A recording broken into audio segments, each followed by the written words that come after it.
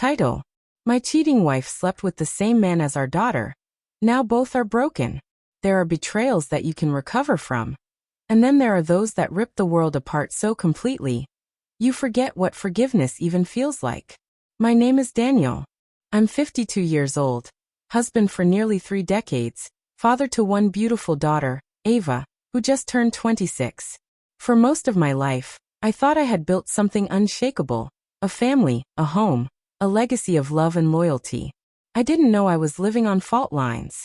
My wife, Claire, was my high school sweetheart. We grew up together, faced the storms of life together. She had this gentle way of calming me, of making the world seem smaller and safer. I spent years believing she was my anchor. But anchors don't always hold. Sometimes they pull you under. It started months ago when Ava moved back home after a bad breakup. She'd been living with a guy named Ryan, a smooth-talking, charming salesman type who treated life like a game. I never liked him. He had that arrogant glint in his eyes, the kind of man who believes he can talk his way into anything and out of everything. When Ava told me she'd finally ended it, I was relieved. She was heartbroken, yes, but I knew she'd be okay. She spent her days applying for jobs, her nights curled up in the guest room scrolling endlessly through her phone. Claire was the one who comforted her most. She'd sit on the bed, stroke Ava's hair, whisper things like, "You're stronger than this, and he doesn't deserve you." I admired her for that, for being the emotional pillar our daughter needed. I didn't know back then how twisted that comfort would become. It was a quiet Thursday evening when the first crack appeared. Claire was cooking dinner, humming softly. Her phone buzzed on the counter, and without thinking, I glanced at it. A name flashed on the screen, Ryan.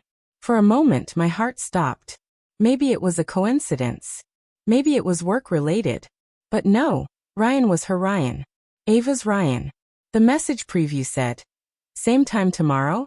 followed by a winking emoji. I froze. I looked at Claire, still stirring the pasta sauce, and in that instant, I didn't see my wife of 30 years. I saw a stranger wearing her face. I didn't say anything. I just watched her, the way she smiled at nothing, the faint hum in her throat. My hands trembled as I wiped the counter, pretending not to notice. But my world had already started collapsing. I couldn't breathe when I first saw him, the man I'd seen before, years ago, when my daughter Mia was in college. He'd been her professor then, the one she swore she'd cut ties with after their mistake. But there he was, sitting at my dinner table, laughing beside my wife as if he belonged there. My blood turned to ice. Lisa called him Mark, pretending not to notice the shock in my eyes. Mia froze too, her fork clattering against the plate, color draining from her face. The room went silent except for the faint hum of the refrigerator. I realized in that crushing moment that the man my wife was sleeping with was the same man who had once taken advantage of my daughter's trust. The man who had already broken one part of my family and had now come for the rest. That night, I confronted Lisa. She tried to twist it, to make me believe it was different this time. "He listens to me," she said through tears. "He makes me feel seen." I couldn't believe what I was hearing. As if her emptiness justified burning down everything we built. Mia overheard, her sobs echoing through the hallway as she yelled, "He used me too, Mom." The truth exploded between them, raw and merciless. My wife collapsed to the floor, guilt finally catching up to her. The man who had poisoned both of their hearts was gone by morning, his number blocked, his lies scattered like ash. But the damage remained. Lisa couldn't look at herself in the mirror without breaking down, and Mia stopped speaking to her entirely. Our home turned cold. Meals eaten in silence, doors closed, eyes avoiding each other. I wanted to hate them both, yet all I felt was sorrow. 2 women I loved, destroyed by the same man, and by choices they could never undo. Months passed, but the silence in our home never softened. Lisa spent her days in therapy, wrestling with the weight of her own choices, while Mia moved out, needing distance from the house that held too many ghosts. I tried to hold what was left together, but some wounds don't mend. They just scab over, reminding you of what you've lost. The night Mia finally agreed to meet her mother for coffee, I waited in my car nearby, unable to drive home.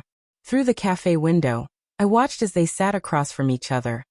2 broken reflections of the same pain. Lisa reached for her hand, trembling. Mia hesitated, then let her. It wasn't forgiveness, not yet, but it was a start. When Lisa came home that evening, she stood in the doorway, eyes red but lighter somehow. She said she doesn't hate me anymore, she whispered. I nodded, unable to speak. Maybe redemption wasn't about undoing what we'd done, but about carrying it, learning from it. I still loved my wife, though not in the way I used to. Love after betrayal feels different. Quieter, wiser, scarred. I spent nights on the porch, staring at the horizon, wondering how one man's sin could ripple through so many hearts.